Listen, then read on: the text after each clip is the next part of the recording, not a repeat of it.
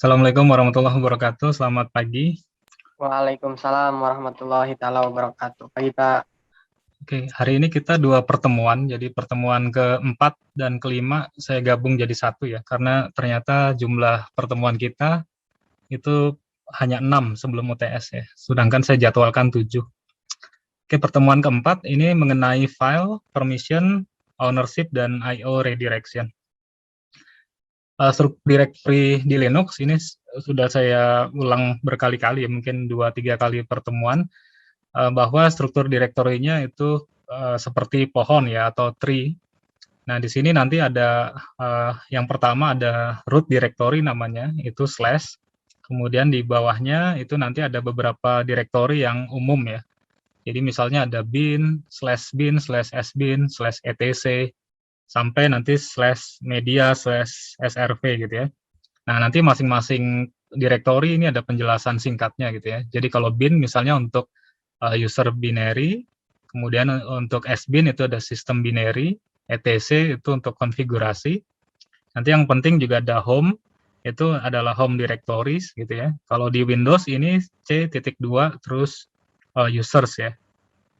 Kemudian nanti ada mnt, ada mount directory, kemudian ada media gitu ya. Kalau teman-teman masukkan flash disk atau CD atau DVD room, nanti akan ada di slash media dan service ya, SRV gitu. Nah, ini direktori yang common atau umum ada di Linux.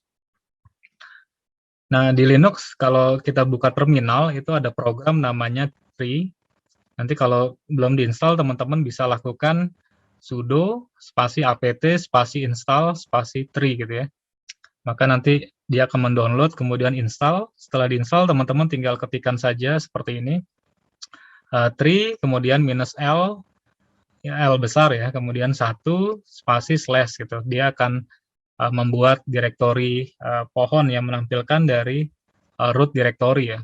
Nanti kalau satunya dia ganti angka 2, maka dia akan menampilkan 2 direktori ya, subdirektori gitu. Jadi misalnya di home nanti ada yoga gitu, nanti ada home yoga, nanti ada home budi gitu ya, dan sebagainya. Jadi ada di Linux ada program namanya tree. Atau teman-teman juga nanti bisa misalnya ls minus L terus spasi slash gitu ya. Itu juga bisa menggunakan list ya, perintah list. Nah, di sini penjelasan lebih rinci mengenai direktori tadi ya. Misalnya etc itu subdirektorinya nanti isinya ada misalnya default, ada rc.d gitu ya. Ada sysconfig, ada kalau teman-teman sudah install MySQL nanti ada MySQL, sudah install Apache ada Apache, sudah install PHP ada PHP gitu ya. Nah, nanti di home nanti kalau ada usernya namanya Ricky, Anna gitu ya, Emmy atau Bob, maka nanti dia akan ada di subfolder atau subdirectory dari home dan seterusnya gitu ya. Jadi ini penjelasannya. Jadi struktur pohon bertingkat seperti ini ya. Nah, di Linux itu file istilahnya dikenal dengan ini ya. Everything is a file. If something is not a file, it is a process gitu. Jadi di Linux itu segala sesuatunya adalah sebuah file. Jika sesuatu itu bukan file, maka itu adalah proses gitu ya. Jadi semuanya dianggap file ya. Jadi file itu didefinisikan sebagai tempat untuk penyimpanan data atau tautan ke perangkat. Nah, dalam hal ini nanti perangkatnya adalah hard disk ya, media penyimpanan. Nah, setiap file memiliki nama dan dapat menyimpan data yang berada pada media penyimpanan atau disk. Nah, jenis file itu di Linux ada beberapa jenis ya. Misalnya yang pertama ada file biasa atau kita sebut regular files. Ini adalah file-file yang umum ya nanti. Kemudian ada file berupa teks, data ataupun gambar gitu ya. Kemudian ada file berupa program yang dapat dieksekusi ya, atau kita sebutnya dengan executable files ya. Kalau di Windows ini .exe kira-kira namanya. Kemudian ada juga jenis file itu adalah directory ya, atau folder. Jadi directory itu juga termasuk jenis file di Linux. Nah, yang terakhir ada file khusus ya, atau special file. Nanti kita bahas setelah ini. Nah, di Linux kalau saya ketikkan perintah ls-la ya, list all, maka akan ditampilkan struktur seperti ini ya. Nah, di sini saya beri penamaan ya, mulai dari A sampai H gitu ya, biar memudahkan. Untuk yang satu huruf pertama di paling depan itu namanya tipe file ya, atau file type. Nah, ini tipenya tadi ada banyak, ada kalau minus itu adalah file biasa ya, atau file yang reguler. Kemudian kalau depannya huruf D itu adalah directory atau folder. Kalau L itu adalah link file. Jadi contohnya misalnya kalau di Windows tuh seperti shortcut gitu ya, dia adalah link ke file yang lain. Nanti ada C itu untuk karakter special file, B itu untuk block special file, P untuk pseudo special file, dan S untuk socket ya. Tapi nanti teman-teman akan menemui hanya 3 ini sebetulnya ya, minus, D, sama L. Kemudian ada 9 digit berikutnya, itu saya kasih B gitu ya. Ini adalah permission ya, atau hak akses.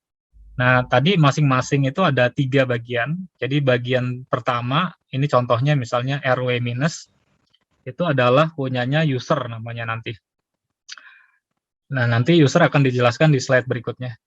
Kemudian 3 berikutnya ini RW minus itu adalah punyanya group.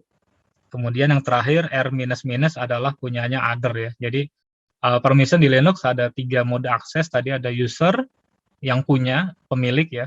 Kemudian group itu adalah user lain yang tergabung dalam grup yang sama dengan user, dan other user lain yang tidak masuk dalam satu grup ya, itu dinamakan other. Kemudian ada bagian C ini adalah nomor file ke nomor link filenya ya. Jadi dia ke hard disk itu nomornya nomor berapa gitu ya. Nah, ini yang nentuin nanti Linux-nya ya. Kemudian D itu adalah owner dari file tadi. Nah, di sini ada yoga, kemudian yang E itu adalah yoga lagi, itu adalah grup dari file. Nah, secara default kalau kita membuat user di Linux, kalau kita tidak spesifikan nama grupnya, maka dia akan membuat nama grupnya sama dengan nama user ya. Nah, nanti kita bisa tambah misalnya yoga, kita masukkan grupnya sistem informasi gitu, atau yoga teknik informatika misalnya. Itu nanti akan kita lakukan di praktikum. Kemudian yang F itu besarnya, size, besar filenya ini atau direktorinya dalam satuan byte ya, bukan kilo gitu, bytes. Jadi ini misalnya 85 byte gitu ya. Kemudian yang G itu timestamp, atau dengan kata lain ini adalah last modified ya, jadi waktu terakhir dimodifikasi. Nah, yang H ini adalah nama filenya atau directory atau folder gitu ya. Jadi ini komponen ketika teman-teman mengetikkan ls minus la ya. Jadi harapan saya nanti teman-teman sudah familiar dengan yang ditampilkan seperti ini gitu ya. Jadi tahu mana permission, mana user, mana group, mana size, mana last modified, mana namanya ya, nama file atau foldernya. Nah, di Linux juga nanti ada pewarnaan file atau directory ya. Jadi kalau kita buka terminal, itu nanti warnanya beda-beda nanti. Kalau blue itu atau biru ya, itu biasanya untuk directory atau folder. Kemudian kalau merah, dia biasanya untuk file yang terkompresi ya. Misalnya dalam bentuk zip, dalam bentuk rar gitu ya, dalam bentuk tar atau gz gitu. Itu akan dalam warna merah. Kemudian kalau putih seperti ini itu adalah file text gitu ya, text file. Kalau pink itu nanti image, misal teman-teman punya gambar.jpg atau gambar.png gitu ya. Itu maka nanti hasilnya akan pink. Kalau cyan ini itu adalah link file gitu ya. Ini contohnya latihan.utama itu merujuk ke Linux kerja latihan.txt misalnya. Nah, itu adalah link file. Kemudian nanti ada kuning ya, yellow itu berupa devices ya. Jadi nanti kalau ada USB ataupun CD-ROM, maka nanti filenya itu yellow gitu ya, kuning. Kalau green seperti ini, latihan.sh itu adalah executable file ya. Jadi file yang siap dieksekusi, itu akan ditandai oleh hijau.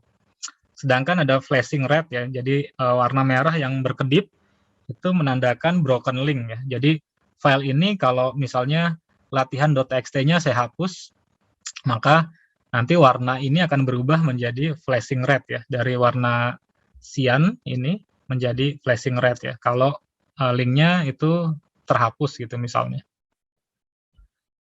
Nah, kemudian kita lanjutkan path ya. Jadi path di Linux adalah lokasi yang unik ya ke file ataupun folder atau directory dari sistem operasi. Nah, jalur ke file atau kombinasi merupakan kombinasi dari slash ataupun karakter alfanumerik ya. Jadi nanti dari ini contohnya nanti. Jadi path itu secara garis besar ada dua.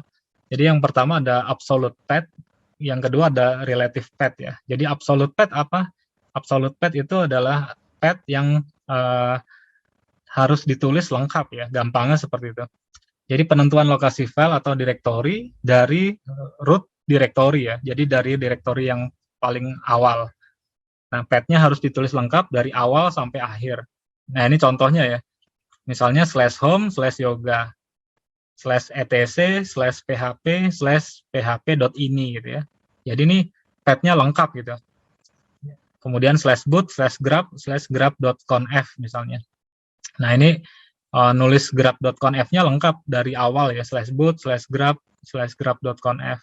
Yang kedua tadi ada relative path, artinya path-nya tidak ditulis lengkap, tetapi berdasarkan posisi direktori yang sedang aktif ya, atau working directory kita. Misalnya saya pindah ke CD home gitu ya. Nah, nanti kalau saya ingin pindah ke praktikum, saya tidak perlu ke CD/home /yoga/praktikum gitu ya, tapi saya cukup CD/yoga/praktikum. Sorry, CD yoga praktikum ya, /praktikum. Artinya saya pindah seperti ini tidak dari posisi awal ya, jadi saya tidak perlu menulis CD/home gitu ya, atau CD/home/yoga/praktikum, tapi cukup disingkat seperti ini. Gitu ya. Nah, ini asumsinya saya aktif di directory home ya, maka saya tinggal pindah ke directory yoga dan subdirektorinya praktikum. Nah, di Linux ada file penting ya. Yang pertama ada kernel. Jadi kernel itu perangkat lunak yang membuat komunikasi atau mediator antara aplikasi dan perangkat keras ya. Nah, di sistem operasi dia menyediakan layanan sistem call gitu ya, yang bisa berupa pengaturan memori, kemudian baik memori fisik maupun memori swap ya. Kemudian pengaturan file ataupun pengaturan input-output ya. Nah, di Linux teman-teman tinggal ketikkan uname-r untuk mendapatkan versi kernel ya. Misalnya ini 5.0-28- generic gitu.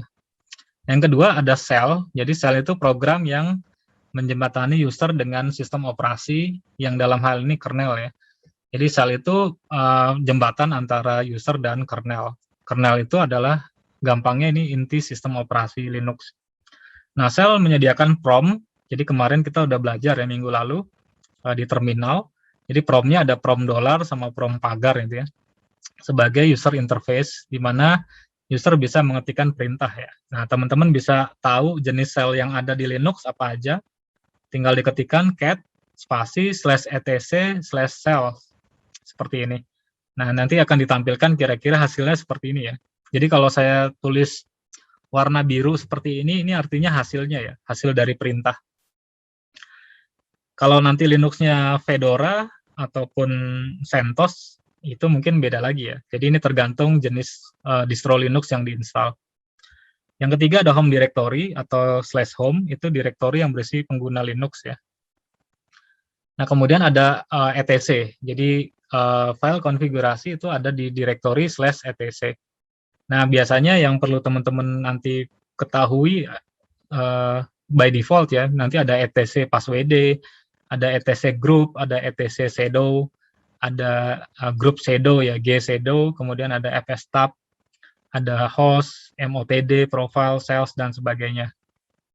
Nah, misalnya saya ingin mengetahui 3 baris terakhir dari /etc/passwd misalnya. Maka ini akan ditampilkan seperti ini ya. Tile-n 3/etc/passwd. Jadi kalau teman-teman lihat hasilnya ini, yoga ini nama user, X ini adalah password ya, yang dienkripsi. 1000 itu namanya UID, user ID. 1000 yang kedua ini GID ya, group ID. Kemudian nama user lengkap, kemudian home directory-nya ada di mana, kemudian jenis busnya apa, jenis selnya apa. Nah, ini saya pakai /bin/bus gitu ya. Nanti kalau kita create baru, ya mungkin nanti user ID-nya 1001 gitu ya. Jadi dia biasanya mulai dari 1000 dan kalau kita bikin baru nambah 1 ya, 1001, 1002 gitu ya. Nah, di Linux itu selanjutnya kita bahas mengenai hak akses ya, atau file permission. Jadi adalah hak yang diberikan kepada user untuk mengakses sebuah file atau directory. Nah, ini ada 3 macam hak akses di Linux.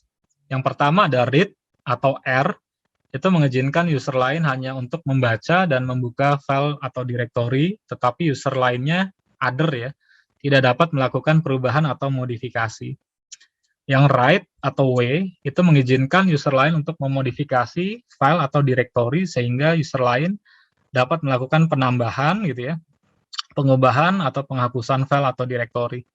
Jadi kalau kita kasih write itu berarti seseorang atau kita sendiri bisa melakukan penambahan, pengubahan ya, modified ataupun penghapusan. Yang ketiga ada execute atau X. Ini adalah hak akses yang mengizinkan user untuk bisa menjalankan file berupa misalnya program ya atau shell script gitu kira-kira. Kemudian selain hak akses nanti ada juga di Linux adalah mode akses ya. Jadi hak aksesnya ada 3, read, write, execute.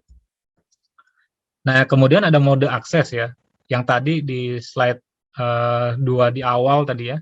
Jadi ada owner atau user ya, ini U, ini adalah hak akses dari pemilik file atau directory, gitu ya. Kemudian ada group, G, ini adalah hak akses yang dimiliki grup yang sama oleh tempat si user di atas ya. Misalnya saya yoga, kemudian grupnya grup sistem informasi. Maka teman-teman yang masuk grup sistem informasi itu dinamakan satu grup gitu ya, G. Kemudian other itu hak akses yang dimiliki selain pemilik directory tadi ya, ataupun grupnya gitu, itu dinamakan other, orang lain gitu ya. Nah, di sini ada tabel ya, yang ke bawah itu who, siapa, jadi ada user, group, other, yang ke kanan itu ada apa, jadi apa yang bisa dilakukan gitu ya. Ada read, write, execute. Untuk read ini nilainya 4, write itu nilainya 2, execute 1. Jadi totalnya 7 ya, kalau ditambah 4 tambah 2 tambah 1. Jadi kalau hak aksesnya full itu berarti 7. Misalnya who-nya user group other, semua permission-nya kita kasih. Maka kita bisa tulis 7 7 7 gitu ya. Karena ini ditambahkan menjadi 7, kemudian group ditambahkan menjadi 7 gitu ya. Other ditambahkan semua menjadi 7. Nah, ini mode akses ya. Jadi tadi sudah dijelaskan. Jadi ada komponennya ada 10 sebetulnya. Jadi yang pertama ada tipenya. Kemudian 3 yang di awal itu adalah owner-nya, pemilik. 3 selanjutnya adalah punya grup si pemilik ya, satu grup dengan pemilik. Yang terakhir ini adalah other yang tidak termasuk pemilik dan tidak termasuk grupnya pemilik gitu ya. Ini other. Nah, di Linux itu bisa ditulis dalam numerik ya. Nah, hak akses tadi itu bisa dikonversi ke dalam bilangan biner ataupun bilangan oktal ya, 0 sampai 7. Nah, ini ada tabel, jadi kalau 0 itu artinya minus, minus, minus gitu ya. Kalau 1 itu hanya bisa X. X itu tadi nilainya 1 ya, execute. Jadi minus, minus X. 2 itu minus W, write, minus. 3 itu adalah minus W, X ya, write, execute. 4 hanya bisa read, minus, minus. 5 itu hanya bisa read dan execute gitu ya, tanpa write. Kalau 6 dia bisa read, bisa write, tidak bisa execute. Kalau 7 dia bisa semuanya gitu ya, RWX. Nah, ini contohnya ya. Kalau full maka nanti dia bisa read, bisa write, bisa execute. Nilainya 7. Kalau hanya bisa read dan write, nilainya 4 plus 2. 4 plus 2. Kalau hanya bisa read dan execute, nilainya 5. 4 plus 1 gitu ya. Jadi nanti harapannya teman-teman paham mengenai mode akses dalam format numerik ya. Nah, di Linux ada perintah untuk mengubah permission file ya. Jadi hak akses di Linux itu bisa diubah dengan menggunakan perintah chmod ya, chmod. Nah, di situ chmod ini contohnya ya, misalnya ubahlah permission agar user group other file latihan.txt mempunyai permission read, write, tetapi tidak dapat execute ya. Nah, di sini kemudian perintahnya adalah chmod spasi 666 latihan.txt. Kenapa 666? Karena hanya bisa read 4 sama write 2 gitu ya. Jadi 4 plus 2 itu 6 untuk user, 6 untuk group, 6 untuk other gitu ya. Nah, yang kedua yang agak beda ya. Ubahlah permission agar user group hanya dapat read write execute, tapi other-nya hanya read saja. Maka perintahnya chmod 7 karena dia read write execute. Kemudian grupnya juga sama, read write execute, tapi other-nya hanya read saja 4 gitu ya. Jadi chmod 774 latihan.txt. Nah, ini ubahlah permission agar user hanya dapat read write execute, tapi group dan other-nya hanya bisa read ya. Nah, perintahnya bisa ditulis 2 ya. Yang paling gampang yang pakai angka ya. Yang pakai angka kan tinggal read write execute untuk user itu adalah 7, sedangkan group dan other hanya bisa read itu 4. Maka 744 latihan.txt. Perintah ini bisa dikonversi menjadi perintah yang di atasnya ya. Jadi user itu U plus RWX, read, write, execute gitu ya. Koma, GO itu group other ya. Group other minus WX dikurangi write sama execute karena dia hanya bisa read gitu. Jadi caranya gitu. Jadi perintah atas itu sama dengan perintah yang di bawah ya. Jadi tinggal teman-teman lebih enak nulis yang atas apa yang bawah. Biasanya sih lebih mudah yang numerik ya dibanding yang ini gitu. Nah, di Linux itu ada proteksi chmod ya. Jadi kalau teman-teman hosting file di web hosting, itu biasanya nanti filenya by default akan di-set misalnya 644 ya untuk file. Sedangkan untuk directory misalnya 755 gitu ya. Nanti teman-teman tinggal baca aja 6 misalnya chmod 400 file itu fungsinya untuk apa gitu ya. Chmod 500 directory untuk apa fungsinya, kira-kira seperti itu. Nah, ini chmod standar ya. Jadi kalau 77 itu untuk apa misalnya, tadi teman-teman bisa baca. Nah, di Linux juga ada fungsi atau command untuk mengganti kepemilikan baik dia user ataupun grupnya. Nah, yang untuk user itu nanti ada perintah change owner ya, chown. Jadi ada kalanya suatu file atau directory kita ubah kepemilikannya atas user atau grupnya ya. Jadi untuk mengubah kepemilikan user kita gunakan perintah change owner, chown. Untuk mengubah kepemilikan grup kita gunakan chgrp ya, change group. Nah, misalnya saya akan mengubah file latihan tadi dari yoga ke budi gitu. Maka chown spasi budi spasi latihan.txt. Saya ingin mengubah grup tadi dari yoga ke sistem informasi misalnya. Maka saya change group sistem informasi latihan.txt gitu ya. Nah, dua perintah ini itu bisa disingkat menjadi perintah ini ya. Jadi nanti chown budi titik 2 sistem informasi latihan.txt gitu ya. Jadi nanti dua perintah ini kita bisa singkat menjadi satu seperti ini. Jadi yang pertama ini nama user, titik 2 nama grupnya apa, baru nama filenya apa gitu ya. Nah, ini biasanya contoh lain kalau teman-teman main web server nanti setelah UTS. Jadi kita akan mengubah permission dari website, misalnya kita mengekstrak WordPress gitu ya. Nah, maka nanti kita ubah misalnya pemiliknya jadi Apache, titik 2, grupnya menjadi www.data gitu ya. Maka perintahnya sudo chown minus rf ya, recursive file Apache titik 2 www.data /var /www/html/website gitu ya. Nah, ini perintah yang akan digunakan. Nah, kemudian selanjutnya kita membahas I/O ya, input output. Nah, di Linux itu apa yang kita ketik di terminal itu dinamakan input ya. Input juga bisa mouse ya, kita klik itu juga termasuk input. Kemudian input tidak harus ada di terminal, begitu juga output ya, tidak harus di print ke layar terminal. Nah, input dan output itu bisa berupa file ya. Ini contohnya. Misalnya kita ingin print isi file /etc/passwd dengan perintah cat ya. Maka di sini cat spasi /etc/passwd ini adalah input bagi komen cat gitu ya. Jadi cat spasi /etc/passwd ini adalah input bagi komen cat. Nah, Linux itu punya I/O ya. Ada 3 ya, jadi ada standar input, stdin, ada standar output, stdout, sama standar error ya, stdeer. Jadi ini contohnya ya, jadi teman-teman mengetikkan perintah di Linux gitu ya, di terminal, ini dianggap sebagai standar input, kemudian diproses sama Linux, sama kernel gitu. Kalau hasilnya ada, oke, ditampilkan sebagai output ya di layar. Kalau ada error, perintahnya salah, maka akan ditampilkan sebagai output error di layar itu ya. Jadi ini I/O di Linux.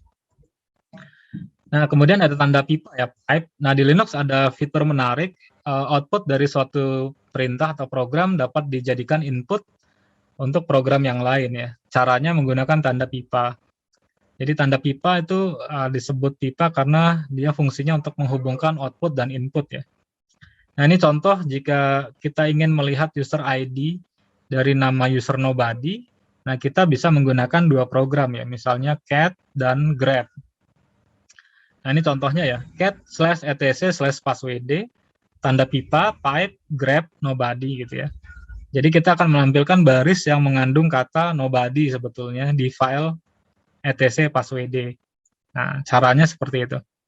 Jadi ini sebagai input untuk yang ini gitu. Nah, yang terakhir ada redirection ya. Jadi di Linux kita bisa meredirect atau mengarahkan ya, memindahkan output atau input suatu program. Nah, misalnya program yang outputnya ke standar output atau ke terminal itu bisa kita redirect atau kita pindahkan ke file ya. Nah, ini contohnya ada 4 ya. Jadi karakter lebih dari itu untuk redirect output ya. Jadi kita mengarahkan output, kemudian lebih dari 2 kali untuk append, menambahkan redirect output gitu ya. Kalau kurang dari untuk redirect input, kurang dari 2 kali untuk append redirect input gitu. Nah, ini contohnya. Kalau saya ketikkan perintah history, enter, itu akan tampil di layar kan, komen yang sudah saya tulis apa. Nah, kita bisa arahkan hasilnya ke catatan.txt gitu ya. Maka history lebih dari catatan.txt. Nah, kemudian kalau saya ingin menambahkan file catatan.txt, saya tinggal misalnya ketikkan lagi perintah ls-la append redirect output gitu ya, catatan.txt. Maka hasil ini akan ditambahkan dengan hasil yang kedua. Kalau redirect input misalnya ini WC itu word count ya, hitung karakter minus L kurang dari redirect input /etc/passwd. Maka ini dijadikan sebagai input untuk menghitung jumlah huruf atau karakter ya untuk perintah WC ini. Nah, filter tadi ada selain grep, tadi ada find, teman-teman bisa gunakan find. Kemudian ada T, ada TR, ada WC tadi ya untuk menghitung karakter, garis, dan kata. Jadi filternya teman-teman bisa selain grep bisa gunakan yang lain ada 5 tadi ya. Tentu dengan menggunakan penghubung tanda pipa ya, pipe tadi. Oke, saya buka. Nah, ini saya masuk terminal ya. Oke. Oke, yang pertama saya balik ke home gitu ya. Yoga gitu ya. Nah, tadi ada perintah namanya tree ya. Tree minus L gitu ya, 1 slash gitu ya. Nah, kalau teman-teman belum ada tree, nanti tinggal install ya, sudo apt install tree. Nah, dia akan ditampilkan seperti ini ya.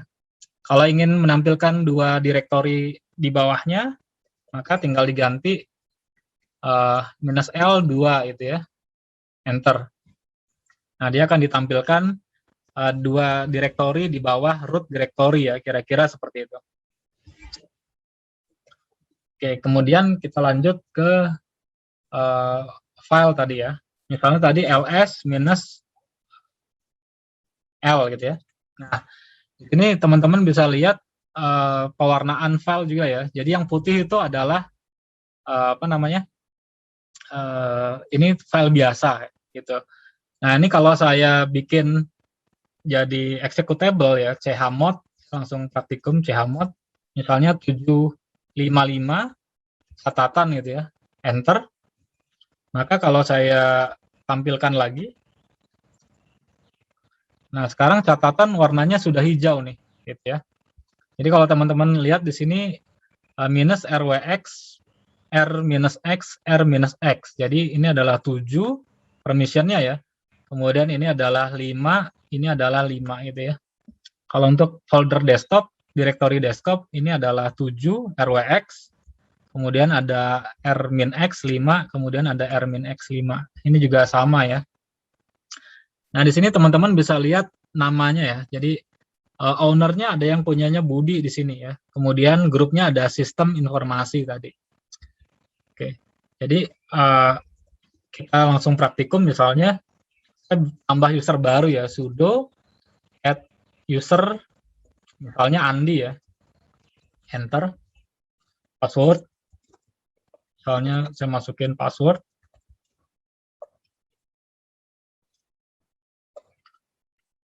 nah ini namanya misalnya Andi, misalnya itu. Ini saya enter, nah ini apakah correct? Iya, enter. Oke, jadi saya sudah punya, kalau saya ls, saya saya situ ya ls. Nah, sekarang saya punya Andi, Budi, Yoga ya. Jadi saya sekarang punya 3 user. Nah, saya mau tambahkan sudo add group tadi ya. Saya tambahkan grup misalnya. Misalnya Linux atau sistem informasi lah ya. Informasi. Nah, jadi saya sudah buat grup namanya sistem informasi. Nah, nanti kalau saya masuk CD Yoga, kemudian ls-l gitu ya. Nah, di sini kan ada punyanya Yoga nih, Yoga ya. Jadi yang pertama saya ls ya. Nah, ini saya akan mengganti kepemilikan untuk file catatan.txt ke misalnya tadi Andi dan sistem informasi grupnya ya. Maka tadi perintahnya chmod-nya kita ganti chon ya. Jadi sudo change owner Andi _2 sistem informasi spasi catatan.txt, enter. Maka nanti kalau saya jalankan perintah ls lagi, nah sekarang catatan.txt itu sudah punya Andi dan sistem informasi grupnya ya. Jadi teman-teman bisa mengubah kepemilikan file ataupun direktori ya. Misalnya tadi kalau ingin mengubah direktori Linux misalnya ya, ini juga bisa gitu ya. Jadi teman-teman bisa chon tadi, kira-kira seperti itu, change owner. Oke. Nah kemudian saya kemudian ke redirection ya. Jadi misalnya history. Kalau saya ketikkan history enter, ini kan sebagai input ya. Nah outputnya itu akan ditampilkan di layar tuh. Ya.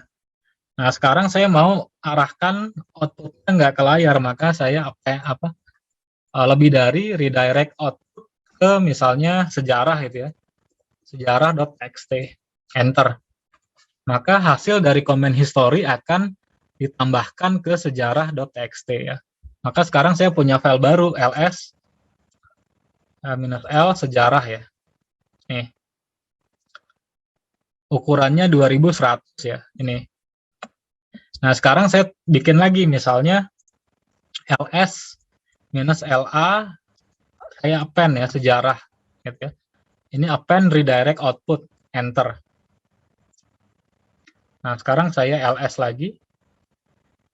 Nah, sekarang ukurannya bertambah tuh. Yang tadinya 2100 byte, sekarang ukurannya menjadi 4168 byte gitu ya. Jadi kira-kira seperti itu. Yang ini adalah redirect output, ini adalah append redirect output. Nah, nanti yang redirect input sama ya. Tadi ada WC, word count ya. Kemudian minus n ya tadi kalau saya nggak salah sebentar. WC minus L, sorry. Misalnya kurang dari ya, redirect input slash etc passwd. Nah, ini ada 50 kata ya, gitu ya, word gitu kira-kira.